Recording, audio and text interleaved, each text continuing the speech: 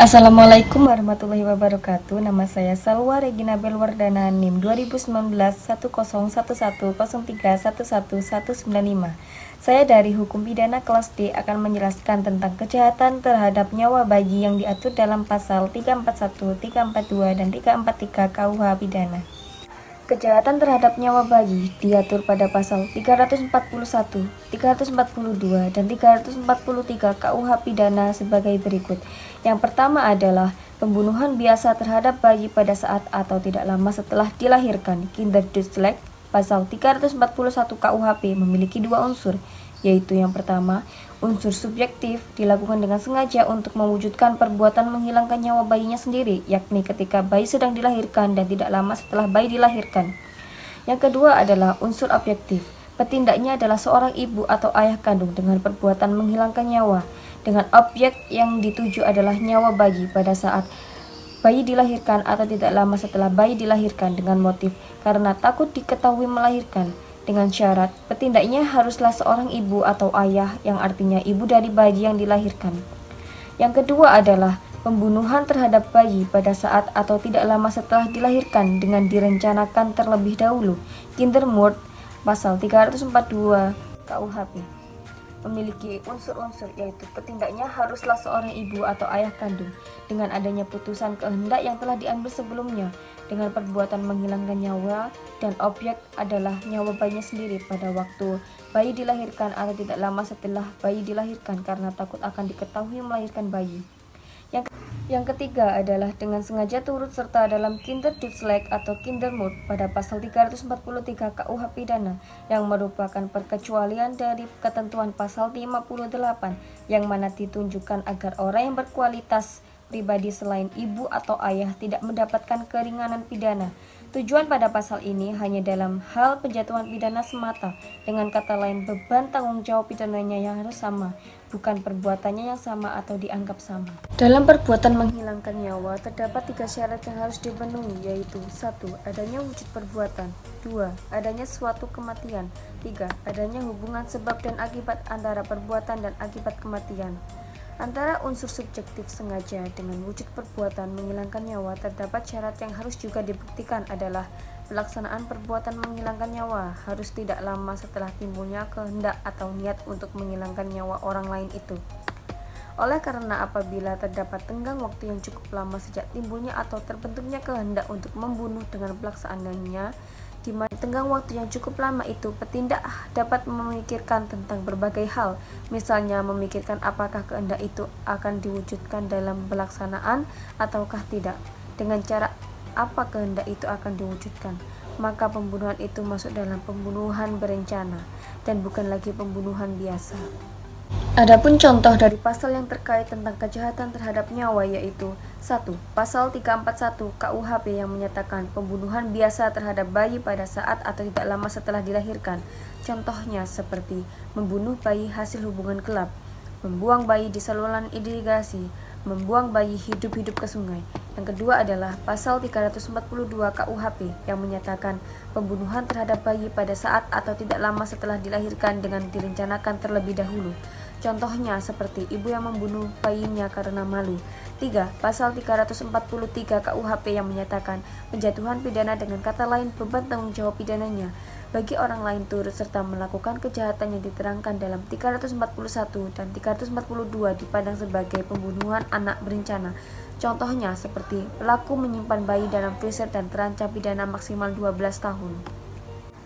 Untuk lebih jelasnya, saya akan memberikan contoh kasus pada pasal 342 KUHP tentang pembunuhan bayi secara berencana. Video ini berisi tentang tragedi pembunuhan bayi secara berencana yang diatur dalam pasal 342 KUHP. Dan dijelaskan bagaimana pasal 342 itu terjadi dan kapan diterapkannya. Terdapat kasus tindak pidana yang dilakukan oleh seorang pelajar SMK di Sidoarjo, yaitu membunuh dan mengubur bayinya secara hidup-hidup. Ia telah melakukan tindak pidana yaitu pembunuhan berencana dan kejahatan terhadap nyawa bayi. Polisi melakukan rekonstruksi kepada pelaku selama 1 jam di tempat pemakaman umum dan menemukan fakta baru karena pelaku melakukan tindak pidana berencana dan terdengarnya tangisan bayi setelah dikubur di bawah tanah. Pembunuhan yang dilakukan pelaku berinisial RM sangat keji dan tega terhadap bayinya sendiri di tempat pemakaman umum. Sebelum tersangka menguburkan bayinya secara hidup-hidup, ibu bayi yang berinisial ML juga ikut dalam penguburan bayi tersebut dan meminta tersangka untuk melarang menguburkan bayinya. Ironisnya, polisi menghadirkan dua saksi rekan tersangka dan mereka sempat mendengar tangisan bayi tersebut setelah bayi dikuburkan di area TPU Sidoarjo. Tetapi dua saksi rekan tersebut langsung meninggalkan tersangka karena sempat terjadi pertengkaran antara keduanya.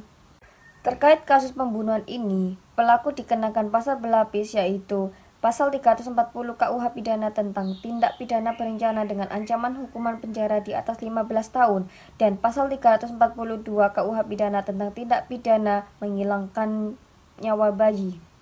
Jenis tindak pidana pada kasus di atas adalah kejahatan terhadap nyawa bayi yang dilakukan dengan unsur sengaja dengan syarat bahwa dilakukan dengan niat untuk membunuh dan berencana diatur dalam Pasal 342 KUHP. Di mana dalam pasal ini dilakukan dalam keadaan atau suasana batin yang tidak tenang karena dalam suasana batin yang ketakutan akan diketahui bahwa ia melahirkan bayi. Untuk permasalahan kedua yaitu tentang pengguguran terhadap bayi atau yang dinamakan dengan aborsi yang diatur pada pasal 75 ayat 2 Undang-Undang Kesehatan. Dilakukan setelah melalui konseling atau penasehat pratindakan dan diakhiri dengan konseling pasca tindakan yang dilakukan oleh konselor yang kompeten dan berwenang. Praktik aborsi sangat bertentangan dengan peraturan perundang-undangan sebagaimana yang diatur pada pasal 75 ayat 3 yang berbunyi, setiap orang yang sengaja melakukan aborsi tidak sesuai dengan ketentuan sebagaimana yang dimaksud pada pasal 75 ayat 2 akan dipidana dengan pidana penjara paling lama 10 tahun dan denda paling banyak 1 miliar. Selain itu, sanksi pidana bagi pelaku aborsi ilegal juga diatur dalam Kitab Undang-Undang Hukum Pidana atau KUHP. Ketentuannya antara lain sebagai berikut. Pasal 299 ayat 1. Barang siapa yang sengaja mengobati seorang wanita yang ditimbulkan harapan bahwa pengobatan itu diberi harapan dapat digugurkan, diancam dengan pidana penjara paling lama 4 tahun. Ayat 2. Jika yang bersalah berbuat demikian untuk mencari keuntungan atau menjadikan perbuatan tersebut sebagai pencarian atau kebiasaan, atau jika dia seorang tabib, bidan, atau juru obat, pidananya dapat ditambah sepertiga. Ayat 3. Jika yang bersalah melakukan kejahatan tersebut dalam menjalankan pencarian, maka dapat dicabut haknya untuk melakukan haknya itu. Pasal 346. Seorang wanita yang sengaja menggugurkan atau mematikan kandungannya atau menyuruh orang lain untuk itu diancam dengan pidana paling lama 4 tahun. Pasal 347. Barang siapa dengan sengaja menggugurkan atau mematikan kandungan seorang wanita tanpa persetujuannya diancam dengan pidana paling lama 12 tahun. Pasal 348. Barang siapa dengan sengaja menggugurkan atau mematikan kandungan seorang wanita dengan persetujuannya diancam dengan pidana penjara paling lama 5 tahun 6 bulan. Pasal 349. Jika seorang dokter, bidan, atau juru obat membantu melakukan kejahatan berdasarkan pasal 346 ataupun melakukan atau membantu melakukan salah satu kejahatan yang diterangkan dalam pasal 347 dan 348, maka pidana yang ditentukan dalam pasal itu dapat ditambah dengan sepertiga dan dapat dicabut hak untuk menjalankan pencarian dalam mana kejahatan dilakukan. Dalam rancangan Kitab Undang-Undang Hukum Pidana atau RKUHP, perempuan yang menggugurkan kandungan atau aborsi berpotensi dihukum penjara lebih lama dari narapidana kasus korupsi. Hal ini diatur dalam pasal 470 ayat 1 yang berbunyi, setiap perempuan yang menggugurkan atau mematikan kandungannya atau meminta orang lain menggugurkan atau mematikan kandungan tersebut dipidana dengan pidana penjara paling lama 4 tahun. Unsur dengan sengaja melakukan aborsi yaitu secara menimbang bahwa yang dimaksud dengan sengaja adalah terdakwa menghendaki dan menginsyafi perbuatannya. Berakhirnya kehamilan dengan dikeluarkannya janin atau embrio sebelum memiliki kemampuan untuk bertahan hidup di luar rahim sehingga mengakibatkan kematian yang disebut dengan pengguguran.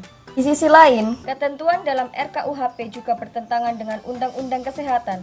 Dalam Undang-Undang Kesehatan telah mengatur pengecualian hukuman bagi perempuan korban perkosaan yang menggugurkan kandungan. Dalam Undang-Undang Kesehatan juga telah menjabarkan secara rinci aturan menggugurkan kandungan yakni sebelum kehamilan berumur 6 minggu. Dalam video ini, saya telah menyampaikan penjelasan tentang substansi pokok materi kejahatan terhadap nyawa yang terdiri dari pembunuhan terhadap bayi dan pengguguran. Assalamualaikum warahmatullahi wabarakatuh. Perkenalkan, nama saya Fiona Etika Fidanti, NIM 2019-216. Nah, kali ini saya akan menjelaskan mengenai penganiayaan, macam jenisnya, pasal, dan unsurnya. Nah, penganiayaan sendiri itu diartikan sebagai perbuatan yang dilakukan dengan sengaja untuk menimbulkan rasa sakit atas luka pada tubuh orang lain.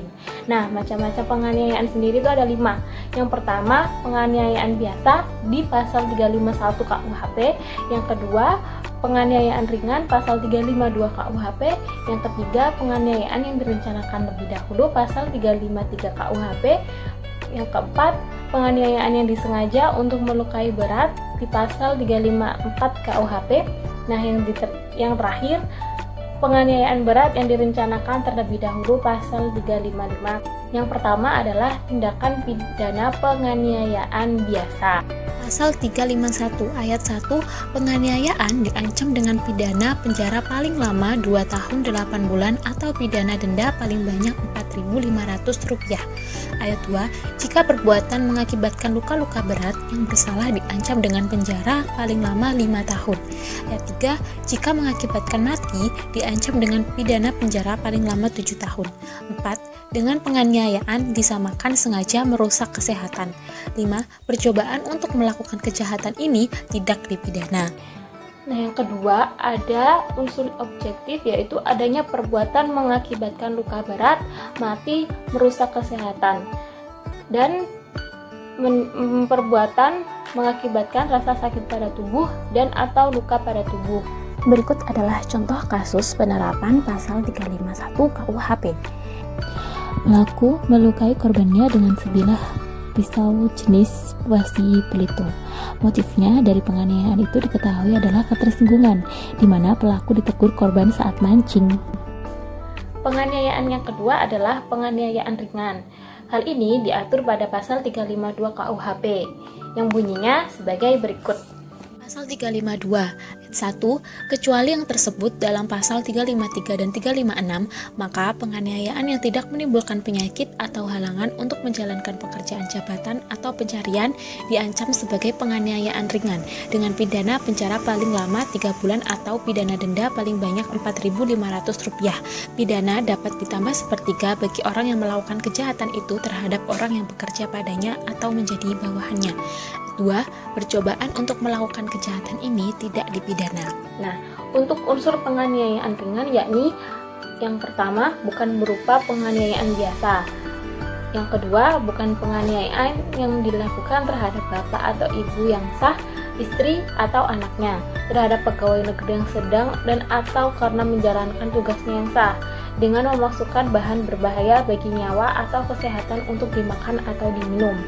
Yang ketiga, tidak menimbulkan penyakit atau halangan untuk menjalankan pekerjaan jabatan dan pencaharian. Contoh kasus penganiayaan ringan adalah berikut. Kasus penganiayaan Krisata divonis 5 bulan penjara. Krisata ditetapkan sebagai tersangka oleh kepolisian kasus penganiayaan terhadap laki-laki bernama Anthony. Kejadian yang berlangsung sekitar pukul 3:30 WIB bermula dari cekcok antara Krisata dan rekan dari Anthony. Pada saat hendak melerai, Anthony malah terkena pukulan Krisata. Yang ketiga, penganiayaan yang direncanakan terlebih dahulu. Hal ini diatur oleh pasal 353 KUHP yang bunyinya sebagai berikut. Pasal 353 ayat 1, penganiayaan dengan rencana lebih dahulu diancam dengan pidana penjara paling lama 4 tahun. Ayat 2, jika perbuatan itu mengakibatkan luka-luka berat yang bersalah dikenakan pidana penjara paling lama 7 tahun. Ayat 3, jika perbuatan itu mengakibatkan kematian yang bersalah diancam dengan pidana penjara paling lama 9 tahun. Untuk unsur penganiayaan berencana, yaitu unsur subjektifnya dengan rencana, dan unsur objektifnya mengakibatkan luka berat, mengakibatkan mati. Nah, perbuatan itu direncanakan terlebih dahulu sebelum perbuatan dilakukan. Nah, penganiayaan ini dapat dikualifikasikan menjadi penganiayaan berencana jika memenuhi syarat-syarat sebagai berikut. Pertama, pengambilan keputusan untuk berbuat suatu kehendak dilakukan dalam suasana batin yang tenang. Yang kedua, sejak timbulnya kehendak atau pengambilan keputusan untuk berbuat sampai dengan pelaksanaan perbuatan, ada tenggang waktu yang cukup sehingga dapat digunakan olehnya untuk berpikir-pikir, antara lain risiko apa yang ditanggung, bagaimana cara dan dengan alat apa, serta bila mana saat yang tepat untuk melakukannya, dan bagaimana cara menghilangkan jejaknya. Dalam melaksanakan perbuatan yang telah diputuskan dilakukan dengan suasana hati yang tenang. Nah, contoh kasusnya di berikut ini. 3 terdakwa kasus penganiayaan Taruna STIP Marunda divonis 4 tahun penjara. Ketiga terdakwa tersebut merupakan senior korban di kampus itu, dinyatakan terbukti menganiaya korban hingga tewas. Penganiayaan itu terjadi pada tanggal 25 April 2014 di rumah kos salah satu senior dengan memukul pada bagian ulu hati, dada, dan perut korban. Yang keempat, penganiayaan berat. Hal ini diatur oleh pasal 354 KUHP yang bunyinya sebagai berikut. Pasal 354 1. Barang siapa sengaja melukai berat orang lain diancam karena melakukan penganiayaan berat dengan pidana penjara paling lama 8 tahun. Ayat 2. Jika perbuatan itu mengakibatkan kematian, yang bersalah diancam dengan pidana penjara paling lama 10 tahun. Unsur-unsur penganiayaan berat antara lain unsur subjektifnya dengan sengaja dan unsur objektifnya melukai berat orang lain. Nah, kesalahan atau kesengajaan perbuatannya melukai secara berat, objeknya tubuh orang lain, akibatnya luka berat. Apabila dihubungkan dengan unsur kesengajaan, maka kesengajaan ini harus sekaligus ditujukan baik terhadap perbuatannya, misalnya menusuk dengan pisau maupun terhadap akibatnya, yakni luka berat. Contohnya adalah berikut ini. Emosi sang kakak habisi nyawa selingkuhan adiknya di jalan. Penyebabnya adalah karena KFL ketahuan menjalin hubungan terlarang dengan adik perempuan HR. Kanit Jatanras Polresta Balikpapan Ibtu Musjaya mengatakan dari hasil pemeriksaan kepolisian, korban dianiaya hingga bonyok. Kemudian tersangka menendang kepala korban sampai tak sadarkan diri. Yang kelima dan yang terakhir adalah penganiayaan berat yang direncanakan. Penganiayaan berat berencana dimuat pada pasal 355 KUHP yang rumusannya adalah sebagai berikut. Pasal 355 ayat 1, penganiayaan berat yang dilakukan dengan rencana terlebih dahulu diancam dengan pidana penjara paling lama 12 tahun.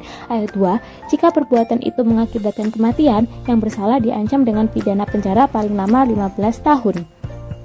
Unsur-unsur penganiayaan berat berencana adalah yang pertama, unsur subjektifnya adalah kesengajaan dan dengan rencana.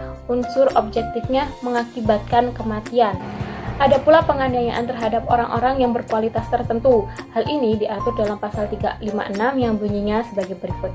Ayat 1, pidana yang ditentukan dalam pasal 351, 353, 354, dan 355 dapat ditambah dengan sepertiga. Kedua, bagi yang melakukan kejahatan itu terhadap ibunya, bapaknya yang sah, istrinya atau anaknya. Ayat 3, jika kejahatan itu dilakukan terhadap seorang pejabat ketika atau karena menjalankan tugasnya yang sah. Ayat 4, jika kejahatan itu dilakukan dengan memberikan bahan yang berbahaya bagi nyawa atau kesehatan untuk dimakan atau diminum. Peristiwa penganiayaan itu terjadi pada Sabtu 15 November 2020 sekira pukul 17 waktu Indonesia Barat. Akibatnya korban menderita sejumlah luka senjata tajam di bagian kepala, kaki, dan tangan. Dikutip dari Kompas.com, Senin 16 November 2020, Kapolresta Bandung Kombes Hendra Kurniawan mengatakan motif penganiayaan tersebut lantaran balas dendam. Setelah peristiwa tersebut, 2 kerabat korban melakukan pembalasan dengan mendatangi sebuah gubuk milik pelaku AS. Kerabat korban tersebut kemudian melakukan pembakaran terhadap barang milik AS. Akibatnya kini kerabat korban juga menjadi pelaku. 5 orang pelaku penganiayaan di kafe dan 2 kerabat korban pelaku pembakaran kini terancam hukuman 10 tahun penjara.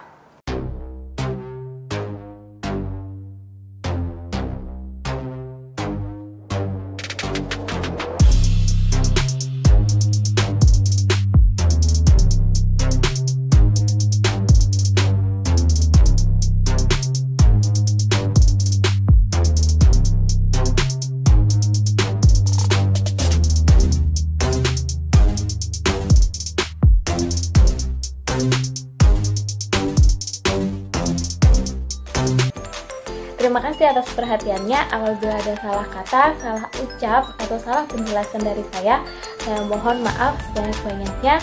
Terima kasih semuanya. Wassalamualaikum warahmatullahi wabarakatuh.